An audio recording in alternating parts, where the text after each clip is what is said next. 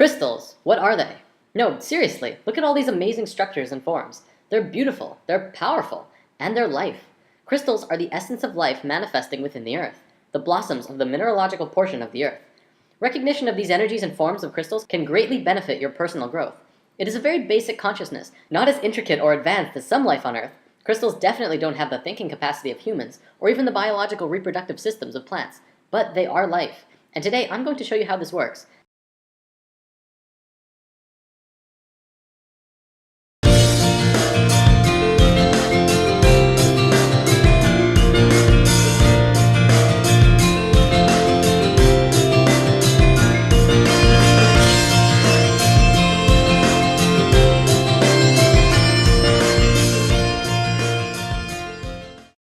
Crystals are defined as being a mineralogical body with a characteristic internal structure and enclosed by a symmetry of plane faces. They are, however, much more than that. We've discussed before that everything in the universe is a vibration, existing through many different frequencies at once. Our physical bodies are on this physical plane, but the sounds that we hear vibrate to a different frequency, as with smells and even thoughts. Crystals also vibrate to many frequencies at once. Health is the natural state of any form in the universe. Considering the vibrational existence of reality, health comes when the frequencies of anything are in balance and harmony with itself. When patterns of energy are disrupted, we experience a state which we know as disease, which is a body that's not at ease. The resistant, discordant energy patterning is responsible for every negative symptom we experience, everything from headache to cancer. Crystals and gemstones have a vibration that is free of resistant patterns. They are among some of the structures in the physical dimension which have the most balanced, cohesive, strong, and intentional frequencies. Their unchanging physical structure is a reflection of their innate energetic pattern of balance and strength, which are incorruptible. In the physical world, you pick up a crystal and feel it as something separate from you that you're just holding. But on higher frequencies, you're actually interacting with that stone energetically. This interaction then causes changes to your structure and psychology through your own energetic systems. It begins a process of rebalancing the energetic structure of your body, and in a sense, can help you heal. Now, consciousness is of course the determining factor of if you are going to be accepting of these new frequencies coming into your being through crystals. I'm not going to say crystals will heal you, because if you fight them and are non-receptive to these frequencies, you will continue to create the disharmony within yourself. Ultimately though, crystals can be used to retune your whole being back to a state of harmony and flow. Crystals have been used and revered since the dawning of civilization. In fact, the Christian Bible refers to crystals over 200 times. Precious stones were used in the foundation of New Jerusalem. They were also used in the breastplates of Aaron, the Hebrew high priest.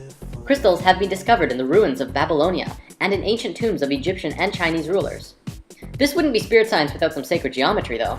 Remember the 5 platonic solids? Science understands that all atomic patterns and molecular structures were based on these 5 forms. They create the forms that the universe manifests through. Well, here's the atomic structure of a beryl crystal. It's the flower of life, the creation pattern flowing through the structure of this crystal.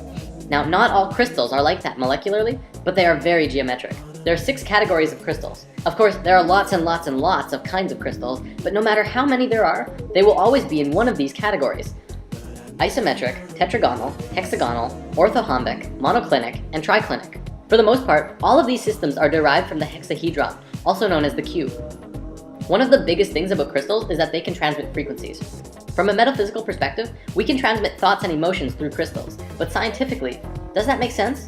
Would you believe it if I said that pretty much all of modern computing technology was based on the living element of crystals? Consider the radio. The first radio was a crystal set. They would cut a piece of quartz crystal and touch a wire to it. The frequencies transmitted through the crystal. The quartz! That's right. The molecular arrangement, of course, is very stable and has a measurable frequency. And because of this, it can be used in basic technology. Nobel Prize winner Marcel Vogel discovered that crystals can be reprogrammed as silicon chips in a computer, and can also be programmed with the energy of consciousness. He discovered that when a person uses a computer, thoughts are transmitted into the computer by pressing on a keyboard. That information is stored in silicon chips via the medium of electricity.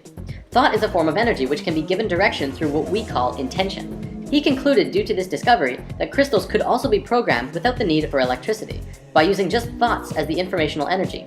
Another interesting find is that quartz is composed of silicon and oxygen, a combination known to geologists as the building block of all minerals. The living element within crystals is silicon. Science found in the 50s that silicon shows the same principles of life as carbon. Exactly 1 octave down on the periodic table from carbon is silicon.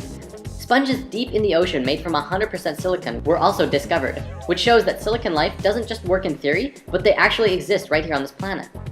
But get this, the Earth's crust itself is made out of silicon. It's 25% silicon, but silicon bonds with just about everything.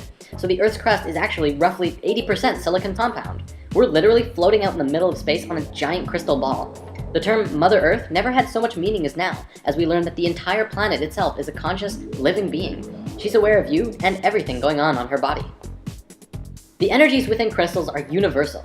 Therefore, when you connect with a mineral and are open to receiving what it has to offer, and begin to play creatively through your higher self, you can contact and synthesize the energies from which the entire universe is comprised. This is why crystals are so powerful, and why they must only be used through the highest consciousness of the individual. Right intention during the use of crystals further serves to connect your personal energy with that of the Crystal Kingdom, helping you get to a place of love, of light, and the good of all. Although each and every one of us has an infinite power of the universe within the self, we as humans always like having that support from something external from us. Every crystal form has its own individual energy and its own personality. Each can be used in unique ways to assist one in understanding the nature of existence, or moving forward on our own life path destiny as we're consciously experiencing it. I feel that right now, as people are waking up, we're becoming more and more aware of our ancient knowledge and wisdom. Part of that information that is returning to us is the nature of crystals. I see crystals as being very monumental in the evolution of humankind. They could provide a lot of love, light, and insight for many who are struggling with their own inner demons in this coming time. Things are getting more and more intense, but it's also providing people with the opportunities that they need to raise their own vibrations and frequencies to a level of light and happiness. Healing has to come from within. I'm not going to say that if you just get crystals, you'll be happier or smarter or heal better. However, think of it like being with a close friend who really cares about you. They will provide their energy and attention to you to help you find yourself in this time of need. Crystals are like that. They will give you support if you allow them to, and open up your heart to the frequencies that they are emitting. So where can you get crystals? Well, there are several options. The easiest is probably just to find a local metaphysical store. There are usually at least one or two, if not more, metaphysical shops in every city. You can find tons of pocket stones, usually ranging from 50 cents to $2 or $3. Of course, the bigger and bigger crystals you get, the more expensive they become. If you're hunting for bigger gems to purify the frequencies in your house, it's always fun, and cheaper, to go gem mining. Some gem mines actually allow you to go in with a pickaxe and mine your own crystals, and others have sand and water mining as well. This is a really fun experience, and I highly recommend it for anyone who's exploring crystals. Also, I feel it's important to note that if you have crystals and you want to learn what they are, simply do a Google search for crystal properties. There are tons of sites on the web which provide information on the particular frequencies or personalities of crystals. Crystals and gemstones are one of the most powerful tools available for us in the physical dimension right now. And like all tools, the key to maximum utilization is to learn how to consciously implement the tool. If we consciously recognize that our own electromagnetic fields are impacted by the energetic quality of each crystal and gemstone, we would see that they create an alchemical response within our own bodies and psychology, which would allow us to use them as the powerful tools that they are. We could use them on a daily basis to promote health, awareness, growth, and evolution within ourselves and the multidimensional lives we lead.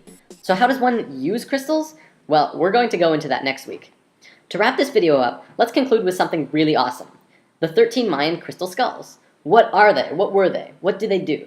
I'm going to share what Drunvalo Melchizedek has shared, but there's a lot of information available out there. Perhaps we can go into a full story another time. In a nutshell, 13,000 years ago during the fall of Atlantis, the Maya took their calendar and left Atlantis. During this time, they carved a large crystal skull out of quartz crystal and held a ceremony.